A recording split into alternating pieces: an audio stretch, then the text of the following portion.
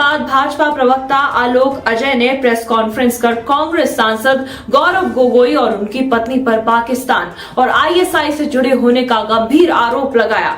उन्होंने कहा कि पाकिस्तानी कमिश्नर अब्दुल बासित से मिलकर गौरव गोगोई ने संसद में कई सवाल उठाए थे।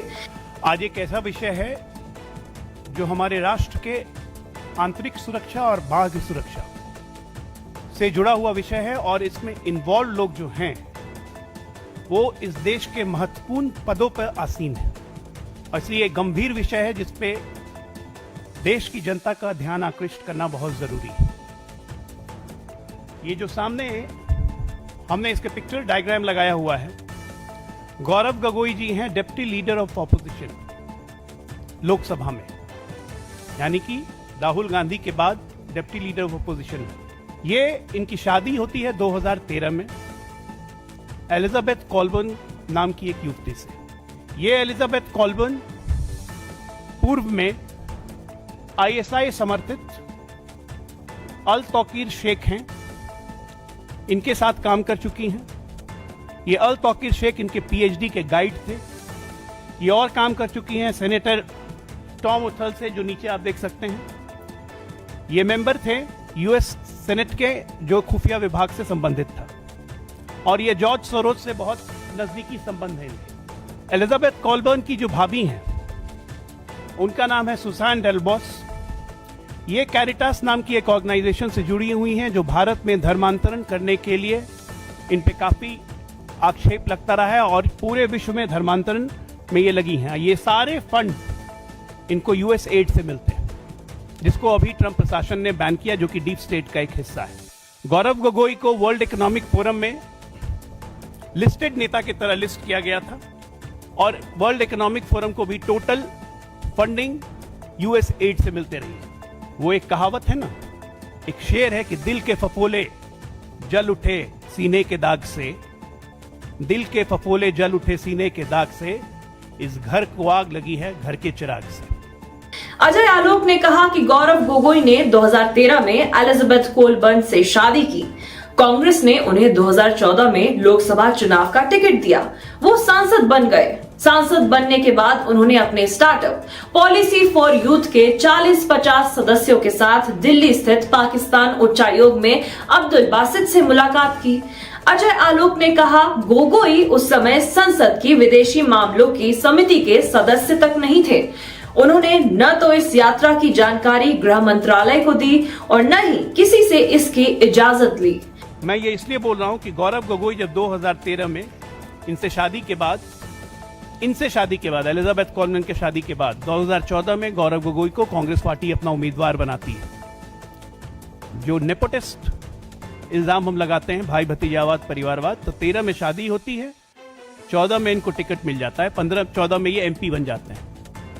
2015 में इनको पाकिस्तान हाई कमिश्नर इनवाइट करते हैं अब्दुल बासित साहब, एक फर्स्ट टर्म एमपी को, जो कि ना की मेंबर है एक्सटर्नल अफेयर्स पैनल में या डिफेंस के पैनल में। इनको अपने स्टार्टअप के साथ जो पॉलिसी फॉर यूथ थी उसके लिए इनवाइट किया था। ये 40 से 50 लोगों को लेके पाकिस्तान हाई कमीशन में जाते हैं। ये उसकी तस्वीर है।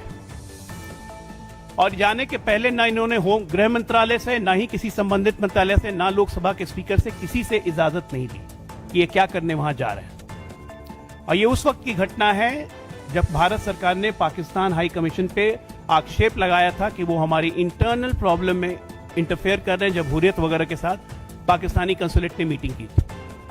अजय आलोक ने आरोप लगाया कि गौरव गोगोई के संगठन ने हिंदू अखबार में एक लेख लिखा। इसमें सीमा सुरक्षा बल पर अवैध रूप से घुस रहे बांग्लादेशियों के साथ दुराचार करने का आरोप लगाया था। उन्होंने ये भी आरोप लगाया कि पाकिस्तानी उच्चायुक्त से मुलाकात के बाद गौरव गोगोई ने लोकसभा में अधिकतर सवाल भारत की सुरक्षा व्यवस्था को लेकर पूछे। गोगोई ने संसद में पूछा कि भारत की कोस्टलाइन मैरीटाइम सिक्योरिटी की स्थिति क्या है, भारत की कोस्टलाइन पर कितने रडार लगाए गए और कितने लगेंगे। ये मिल के आते हैं पाकिस्तान के कंसुलेट से, और इनके मिल के आने के बाद इन्हीं के ऑर्गेनाइजेशन ने हिंदू पेपर में एक आर्टिकल छापा जिसमें बॉर्डर सिक्योरिटी फोर्स पे अवैध बांग्लादेशी घुसपैठियों के साथ दुराचार करने का आरोप लगाया गया। अब दो तीन सवाल उठते हैं कि पाकिस्तानी कंसुलेट से मिलने के बाद इन्होंने लोकसभा में जितने सवाल उठाए जो कि ऑन रिकॉर्ड हैं, वो भारत के सुरक्षा व्यवस्था पे ये सवाल थे कि भारत के कोस्ट लाइन मैरीटाइम सिक्योरिटी की स्थिति क्या है, भारत में कोस्ट लाइन पे कितने रडार लगाए हुए हैं और हम कितने रडार लगाना चाह रहे हैं, क्या कोई प्रपोजल है कि national maritime authority proper coordination और सिनर्जी करे सारे स्टेक होल्डर्स के साथ, सरकार ने क्या क्या कदम उठाए हैं सर्वेलेंस और अपग्रेडिंग और स्ट्रेंथनिंग करने के लिए कोस्टल सिक्योरिटी की। ये सवाल पाकिस्तानी एम्बेसी से मिलने के बाद लोकसभा में उठाना और इसके जवाब लेना, ये क्या इंगित करता है, ये जानकारी ये किसको दे रहे हैं? देखिए, विषय गंभीर इसलिए हो जाता है क्योंकि बहुत सारे क्रिटिकल क्वेश्चंस हैं कि पाकिस्तानी हाई कमीशन से मिलने के बाद क्या इन्होंने इसकी जानकारी गृह मंत्रालय को दी कि क्या क्या डिस्कशन हुआ था? नहीं। अजय आलोक ने पूछा कि क्या गौरव गोगोई को इस बात की जानकारी थी कि उनकी पत्नी आईएसआई के साथ काम कर चुकी हैं? क्या गोगोई को पता था कि उनकी पत्नी पाकिस्तान योजना आयोग के पूर्व सदस्य अली तौकीर शेख के साथ काम कर चुकी हैं? आरोप लगाया कि यूएसएड, आईएसआई और कैथोलिक मिशन की सक्रियता भारत के पूर्वोत्तर में धर्मांतरण और राजनीतिक मामलों में रही है। ऐसे में क्या गौरव गोगोई की शादी क्या कोई रणनीतिक शादी थी? इनकी शादी होती है 2013 में। क्या इनको पता था कि इनकी पत्नी पहले पूर्व में आईएसआई के साथ काम कर चुकी हैं? अली तौकीर शेख पाकिस्तान प्लानिंग कमीशन के उस वक्त वाइस चेयरमैन थे, उनके साथ काम कर चुकी हैं। क्या इनको पता था? और ये जानते हुए भी इन्होंने शादी की। एलिजाबेथ कोलमन शादी के 8 साल बाद भारत की नागरिकता इन्होंने नहीं ली। क्यों? हमारे भारत सरकार में नियम है कि कोई भी अधिकारी अगर किसी विदेशी से शादी करता है तो 6 महीने के अंदर उसको नागरिकता लेनी अनिवार्य है। इन्होंने पार्लियामेंट मेंबर ऑफ पार्लियामेंट की बीवी होकर इन्होंने नागरिकता क्यों नहीं ली? ये सिमिलर केस है सोनिया गांधी वाला कि राजीव गांधी से शादी होने के बाद भी श्रीमती सोनिया गांधी ने 15 वर्ष तक इटालियन नागरिकता अपनी बरकरार रखी। ये लोग क्या सुपर सिटीजन्स हैं? क्या इनको ऐसा करना चाहिए? देखिए, बिंदुओं को जोड़ना यहां पे मुख्य अवलोकन है। हम लोग इसलिए कह रहे हैं क्योंकि यूएसएड, आईएसआई और कैथोलिक मिशनरी जितने हैं, इन लोग की संलिप्तता भारत के पूर्वोत्तर क्षेत्र में धर्मांतरण, और चूंकि भारत का पूर्वोत्तर क्षेत्र जो है वो अपनी रणनीतिक स्थिति और सांस्कृतिक विविधता के कारण राजनीतिक हितों का केंद्र रही है, और यहां पे ये लोग कभी उतने सफल नहीं हो पाए। तो क्या ये स्ट्रैटेजिक मैरिज थी?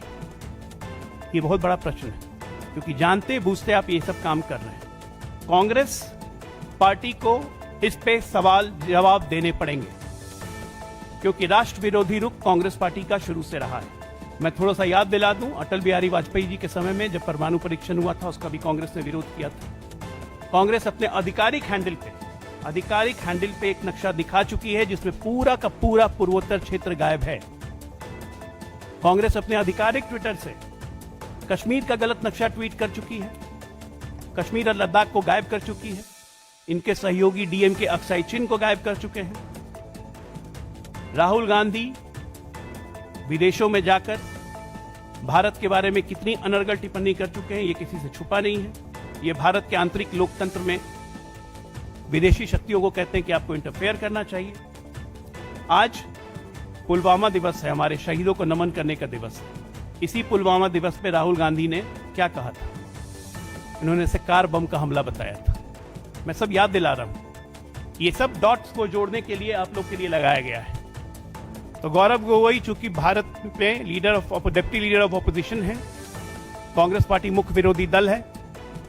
राहुल गांधी चूंकि लीडर ऑफ ऑपोजिशन है, खड़गे जी इनके अध्यक्ष हैं, इनको सामने आके जवाब देना चाहिए कि एलिजाबेथ कोलबर्न की संलिप्तता क्या है और आज की देश स्थिति में क्या है, और क्या इस पे वो स्थिति स्पष्ट करेंगे। क्योंकि उनसे जब पूछा गया, कल मीडिया वालों ने पूछा, तो उन्होंने कहा कि अगर मेरी वाइफ आईएसआई एजेंट है तो मैं रॉ एजेंट हूं। ये सवाल मजाक में टालने वाला नहीं है।